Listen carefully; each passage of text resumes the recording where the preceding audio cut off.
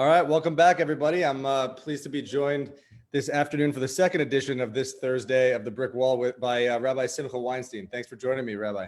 Pleasure and an honor. I love you, Warren. I always start out with right back at you. I always start out by asking where you're at, where you've been quarantining. All right, so we've been quarantining at home. That's it, Brooklyn. BK to the fullest. Quarantining at home with the kids. And how's all that been? It's been, it's amazing. The kids climatize very quickly. I guess, the kids have grown up, with their face in one of these. So maybe they're used to that medium and that message. And I've been surprised at how, I'm going crazy because, we're in limited surroundings, but the kids have been good. So thank God it's manageable. So, well, I'm happy to hear that. And it's true. They are on devices too much. Even my 3-year-old sees me on my laptop or, on my phone for work, and she needs to work, quote unquote, as well. And always be watching something or doing something. Right. The problem was we used to kind of give them it says my son's name over here, but it's me. We used to sort of regulate the time that we let them, watch. But I guess all that sort of fell away because they were, constricted to the home. So I think my kids are being schooled by Disney Plus. So the Mandalorian has replaced the rabbi in the classroom, and they're doing surprisingly well. That's true. But do you think having kids yourself and having written a book about kids, do you think it's sustainable? Is it sustainable? It's a good question. I don't know how we've lasted this long, but I think that, they say in Torah, sometimes when we're crushed, that's when we illuminate. I'm a rabbi, so you're expecting the spiritual, component. So I think we've been forced to innovate. I think we've been forced to do things differently. I don't know how we've lasted this long, but yeah, surprisingly, it does seem to be sustainable. I don't know for how much longer, but my kids are surprisingly normal throughout this ordeal. Yeah, and I've been hearing that from a lot of people. Obviously, there are certain situations, but I know. Look, you're in college education. As a rabbi on campus at Pratt Institute. So I wanted to, especially with the unfortunate events of today with the hurricane, Cat 4 that hit Louisiana. I first of all want to say shout out to everyone down there, and I hope that everyone's relatively safe. I know that the evacuation went well, but my thoughts and prayers, as I'm sure yours are with them. But that brings me to my first day of college in 2005 was not my first day of college. Katrina hit August 28, 2005. That was my move-in day. And I was delayed for a semester. You guys, being on campus and working with students, you had to close last semester. And, now, this weird, odd, can't go into other dorm rooms semester. How do you handle and manage and help students, get through it, an experience like I went through? I think it's just, I'm just sort of dealing with it as it happens. It's been, and I thought about you a lot because as things got real and students were sent home and they were finishing their thesis, not in Starbucks or the library, but they were somehow back. I thought it was poetic. They're back in their childhood bedrooms where it all began, where they first learned, the ABCs and the 1, 2, 3s. So there's something sort of poetic about that. And it made me think about you, that you were the graduating class of Katrina.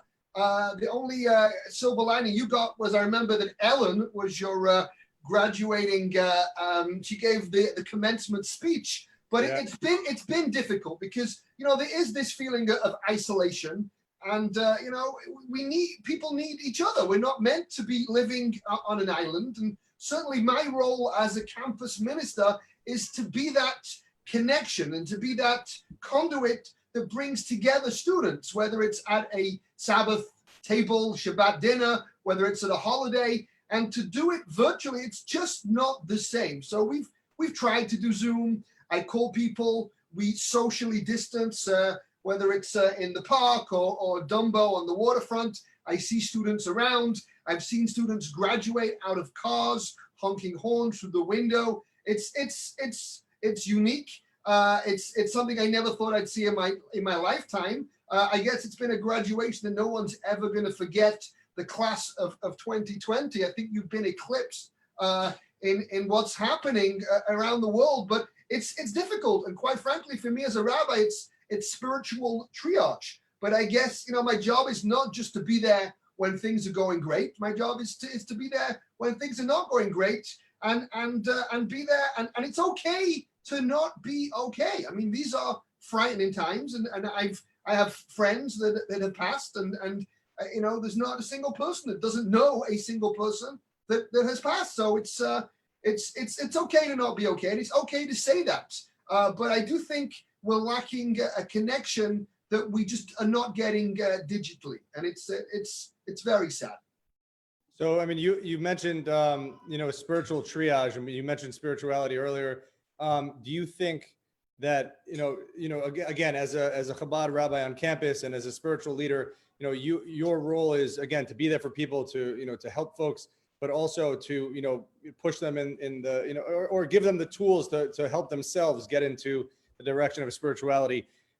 When you're doing spiritual triage during an epic, unprecedented event like this, do you feel like you're able to make headway with that? Or do you think that the digital obstacles and the lack of in-person, hurts that as well? Okay, so I think we have to firstly play a drinking game. Every time you say the word unprecedented, I think someone has to take a shot, because I can't hear the word unprecedented anymore. I mean, it is spiritual triage. I might be drunk by the end of this. I think so.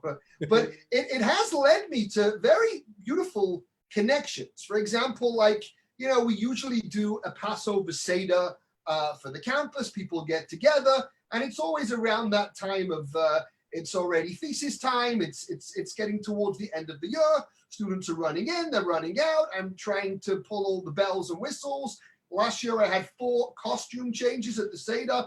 I turned the shtick up to 12.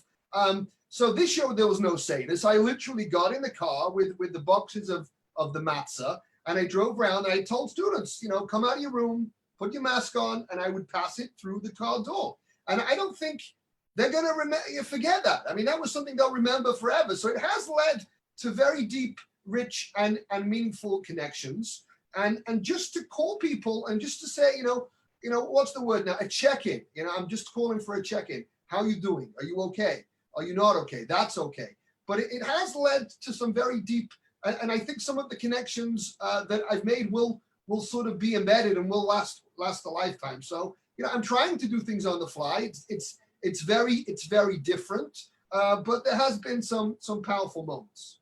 Have you found that you're paying the biggest price? I mean, sorry, the freshmen are paying the biggest price as far as not being able to be as social or have the orientation activities or do things that, again, the upperclassmen have already gelled. They have their crew of friends. What have you heard from freshmen that are, just coming to campus? I'd like to say everything is going wonderful, because my name is Simcha. It means joy, but it's not easy. It's absolutely not easy. It's not even easy for me to physically get on the campus. There are now many rules and regulations, and it's one thing if you have a yeshiva where everyone's tested, everyone lives in the same 10-block radius. A college campus has students from all over the world, 30, 40 countries. How do you keep that number of people coming from that number of places? So Pratt at this point is virtually all online.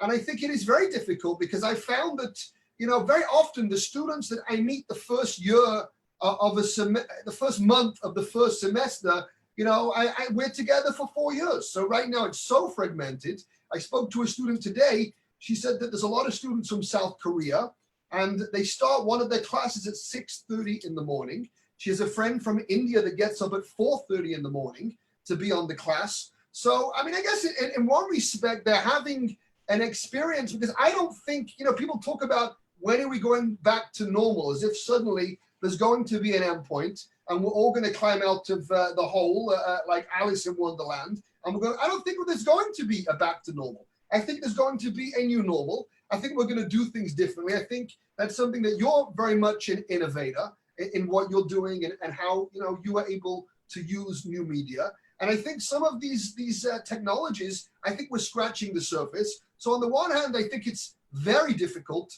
for these students to find that connection. On the other hand, the fact that they're able to be in a classroom with a student in India, in South Korea at the same time, I think is going to teach them real skills and show them that, to think local and act global, which I think is going to put them instead for the future. And I think these are going to be the innovators. I think we're going to do things very differently. And the class of 2020 are going to be well positioned for that new way of doing things. Yeah, it's always amazing to me when I look at how many people from my 2005, we graduated in 2009 class of Katrina, the job market, 2008, in the middle of that was also the financial crisis. And again, this is on a global scale, right. But a lot of folks are entrepreneurs or, have been startup founders and went into something else.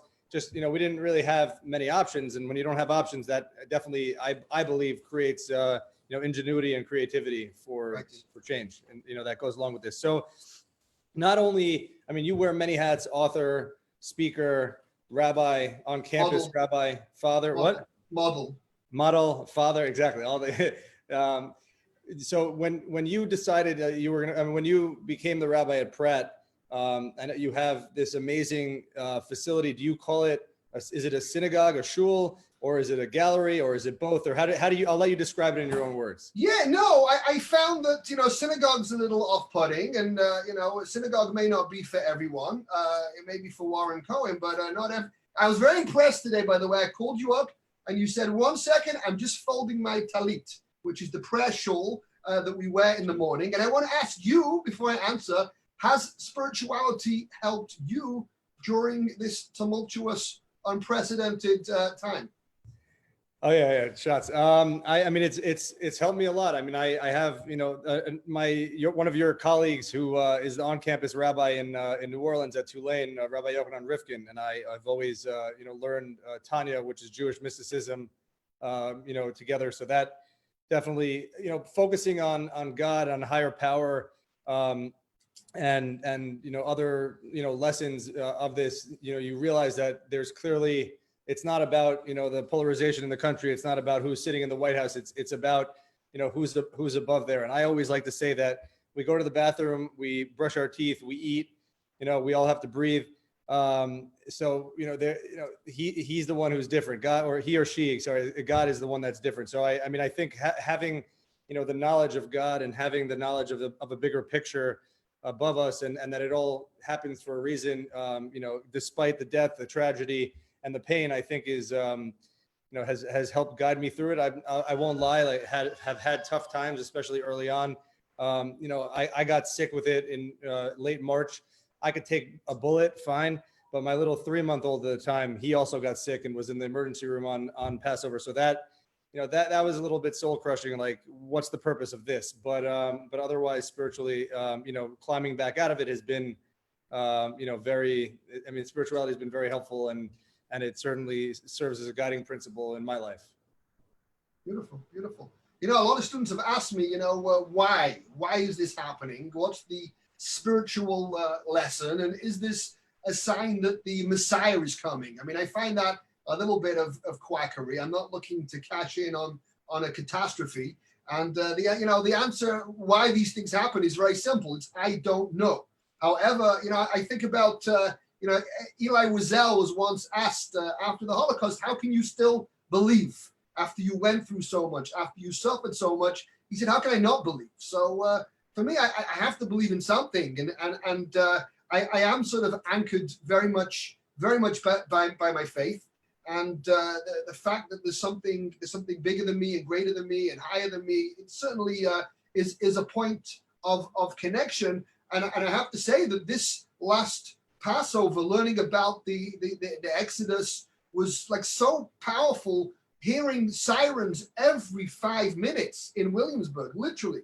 It was just piercing. And to think about the suffering throughout the eons, but we're still here and we're still learning the same teachings and we're still following the same principles. So for me, there was something very meaningful. It was not a Seder where I was putting on, a show for the crowd. It was a show for the family, and I can't be a hero to the world and not my own kids. So for me, there was something very powerful about just sort of tapping into my own spiritual faith. And sometimes, rabbis spend so much time, they say when people are on airplanes that before you can give someone an oxygen mask, you must oxygenate yourself. And this has been a time that I've been able to sort of oxygenate myself, because I'm no good to other people if I'm not, connected myself.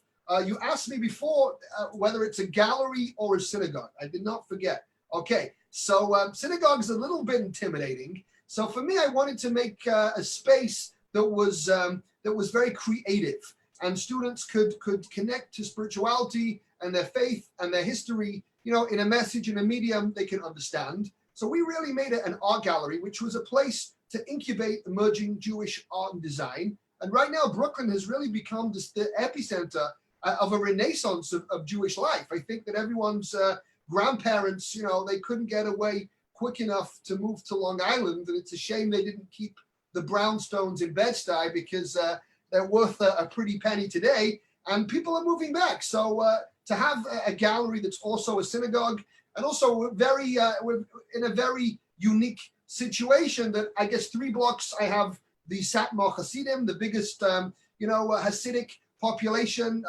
maybe outside of Israel, and 3 blocks the other way, it's like Lena Dunham territory. So I really sit at the epicenter, between the sect and the secular.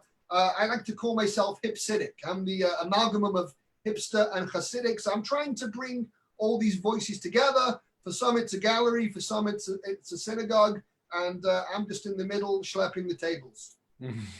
Like Rabbi Rifkin. Exactly. Always schlepping the tables. But it takes. I believe he had you schlepp the tables. So. Oh, definitely. I stopped going to the gym. I just slept tables and swept the floor. But it takes a unique personality and a unique. You have to balance the hipster and Hasidim, and to have them blend, and then blend with the Pratt students. How did you find that balance, or again, because I've been to synagogues where it's like these people and those people, but it's not blended well. It doesn't jive. But every time I've been to your gallery, synagogue, it always jives. Like, have you found any trouble with it, or did it always kind of flow? Yeah, I guess I didn't find it. It found me. My oldest joke is I didn't grow up religious. I grew up normal. My background is in the entertainment industry. So for me, I'm well versed in I have a degree in film history.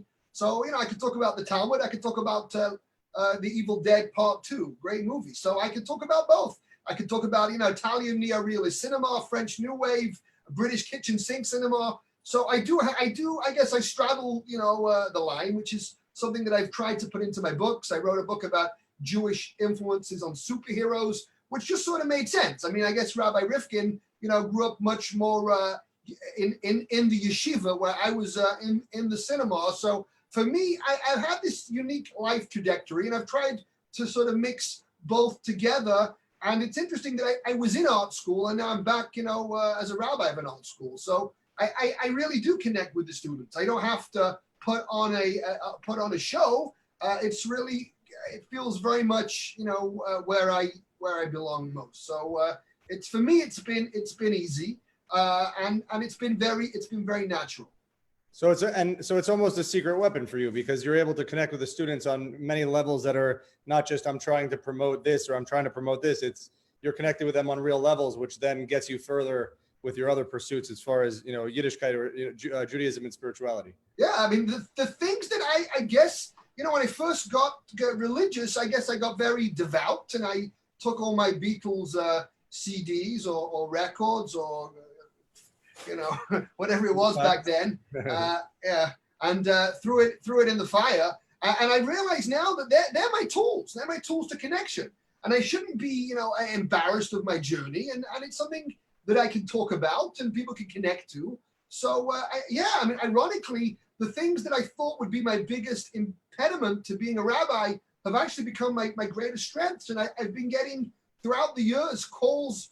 I've spoke all over the world about these topics, about the synthesis of spirituality and pop culture. And I think there's not many rabbis that are well placed to do that. I also think young people know when they're being proselytized to. They're a little smarter, a little more sophisticated. And this is a generation that has had more and you're in that world. They've had more PR and more billions of algorithm dollars, fired at them than any other generation in history. So they know when it's forced. So for me, it's not coming from a place where I'm trying to, seduce them into spirituality, because they know that. They know when they're being schmoozed. So for me, it has to be natural and not forced, and it has to be organic and holistic. And there are times, certainly I look at the occasional article that I may have wrote in the past where I'm like, maybe I'm forcing that, maybe I'm pushing that too much. But it needs to be, I think, very, very holistic and very natural. The students they know when they're being, when it's phony. They know the difference. They're sophisticated.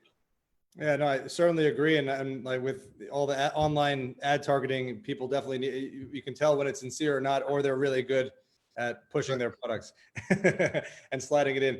So you mentioned one of your books, Up on Oive. You didn't mention the name. About comic books, and then Shtick Shift, which is your other book about comedians back in the day versus today, and then you have the case for children, why you should have children. So let's dig into that. I mean, I know you've been working on campus for a long time. You go to weddings, you see people into their 30s, and then maintain a relationship with what inspired you to write that book? I know you have kids of your own, but did you really see that many young folks, such as myself, not having children till much later age? Yeah, I mean, the most endangered species on Earth is not the polar bear or the panda, but it's people. Never before in human history have we got married, so late and had so few kids, and the repercussions are pretty serious. I read an article in the New York Times called "No Babies," and I'm not particularly into demography. It sounds like the kind of topic that would put someone, in a coma. No offense, but I read this article, "No Babies." I was like, wow, the repercussions of declining populations. I mean, like, who's going to pay for Social Security? And there's just no one paying in, and everyone's paying out. Look what's happening in China, where you have a family tree with no branches. You have two kids supporting four parents and two parents and four grandparents. It's upside down. So it's a real problem. And also, I get it. I get why people are marrying late. They're straddled with more debt than ever before, more student loans than ever before.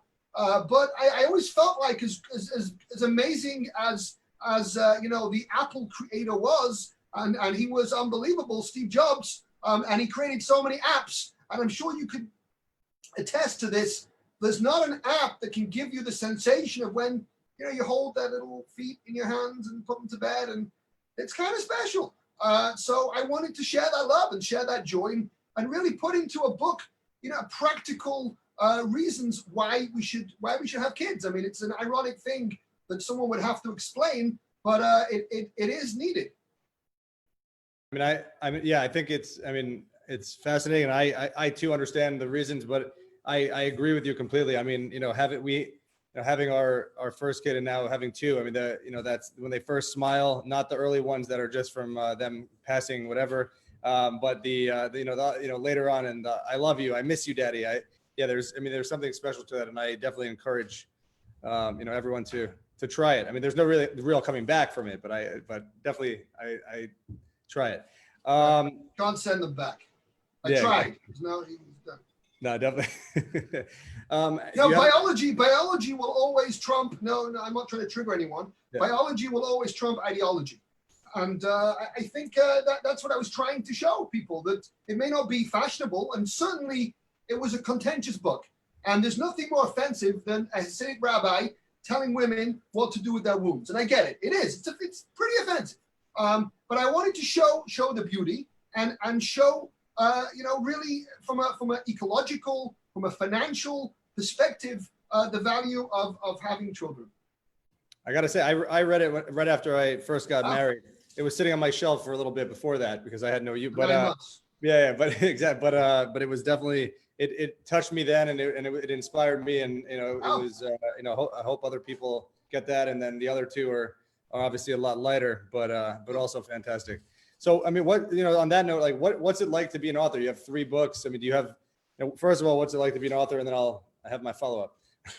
Okay, what's it like to be an author? You know what? It's kind of like having a few more babies, really. It's like it's something that I'm very proud of. It's something, it's like anything that, the worst part about it is opening the box from the publisher and seeing the finishing result. There's something about the sweat and the toil of publishing something, the dream. I guess it's like that feeling of you can go, I live near Bedford Avenue and I watch the runners go, and there's a difference between being a spectator and a participant. And the participant is sweating, looks like he's dropping dead, but can you imagine the elation when you cross the finishing line? So it's a powerful thing to birth some creativity that's gonna, I guess, hopefully, on some level, live on, beyond, our own mortality. So that's beautiful. It's something I'm very proud of. And I made big money. Unbelievable. I'm rolling. Tired. I mean, the royalties are just, it's phenomenal. Well, I'll have to buy some more copies on Amazon. Right. Do you any plans for future books? Hell yes.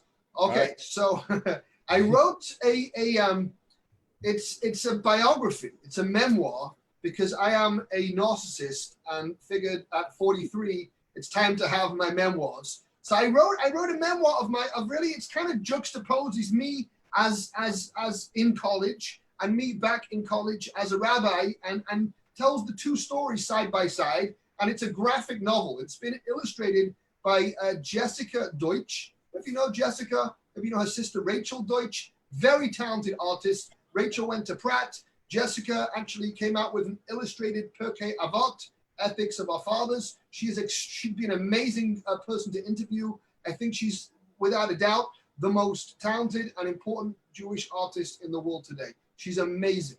So I'm really blessed that she illustrated it. We're actually still working on it now that in a Corona world, I want to change a few things. But so that's coming to a bargain basement bin near you soon. I look forward to purchasing it and finding it in the basement. It'll be in Target for $1. Yeah, exactly. Before we wrap up, and I asked where people can find you. I wanted to know, what are you doing? Again, as an on-campus rabbi, your job, the high holidays are coming up: Rosh Hashanah, Yom Kippur, the Day of Atonement, the Jewish New Year. We got to, if you want to get together, need masks. Those days are, typically very, very long and drawn out services at the synagogue. And on Yom Kippur, on the Day of Atonement, people are fasting for 25 hours. As an on-campus rabbi, how do you approach getting the students to come for the most holy days of the year in the Jewish calendar, while also balancing COVID and, all the crazy new normal world that we live in right now? Yeah, I mean, the good news is the sermons are going to be shorter this year. That's the good. The bad news is there's no food at the end. So, we're trying to adapt to the new normal. In fact, our synagogue gallery it's a very small place. And usually that's beautiful because we are packed in tuchus to tuchus, and it adds a certain energy that can't happen in COVID. So we actually just yesterday we gave the check. We rented a loft. I'm expecting a third of the crowd as usual, but we rented a massive loft. It's maybe 3 or 4 times the space that we have. We're going to socially distance. There'll be masks at the door. We have a large outdoor space as well for people to be outdoors. We're certainly going to keep the services time sensitive. There's going to be no communal meals together. And it's really going to be very different. And I think there are rabbis more skilled in this area than me. But if someone, is presumed or affected with COVID, many of the laws of Yom Kippur, of fasting, these things, to what's called pekuach nefesh, to save a life, to prolong a life, comes before anything. So certainly, if you're in an area where there's an outbreak, there's going to be no services, or there's going to be outdoor services, or spaced services. So we're following the guidelines, and that's all we can do. It's really it is unprecedented. And hopefully, next Yom Kippur and Rosh Hashanah, Rosh Hashanah is a time of newness. It's a new year. It's a new beginning. And hopefully we'll begin this year with a vaccine very, very soon. That's my blessing to you and to the world. Amen. I was hoping you would say that just like the pro teams, the pro sports teams, you were going to put T-shirts on all the chairs, and you were just going to pray by yourself on Zoom. But I guess I'm working out. Yeah, that wouldn't really work. Rabbi Simcha, thank you for joining me. Where can people find you? You yourself, your books. Where can they find Pratt Institute or the gallery? Yeah. Okay. So my books are available in the Target bargain bin for $1. They're available. It's actually cheaper for me to buy my book on Amazon because I can get it secondhand than my publisher. It's very depressing. I think you can get it for about 20 cents. No, I mean, I'm pretty much, I'm into the Instagram these days. I find Facebook now with the political conversation the way it is, it's a lot of heat and no light. And I don't like to be dragged in. I don't talk about religion or politics. So I don't do much Facebook. I'm on Instagram, Rabbi Simcha. I am on Facebook, Simcha Weinstein. My books are, I guess, on Amazon. I have a website, Rabbi Simcha. The gallery is 541 Myrtle Avenue. Although that's somewhat it's certainly not the way I would like it to be these days. I would invite everyone on this chat for matzo ball soup, but unfortunately that's not happening right now. And that's it. Find me on the gram. Thank you so much for joining me, and thanks for all your amazing insights. I wish you all the best, and happy, healthy New Year around the corner. Amen. Thanks, Amen. I love you and your family. God bless you. You too, man. Thank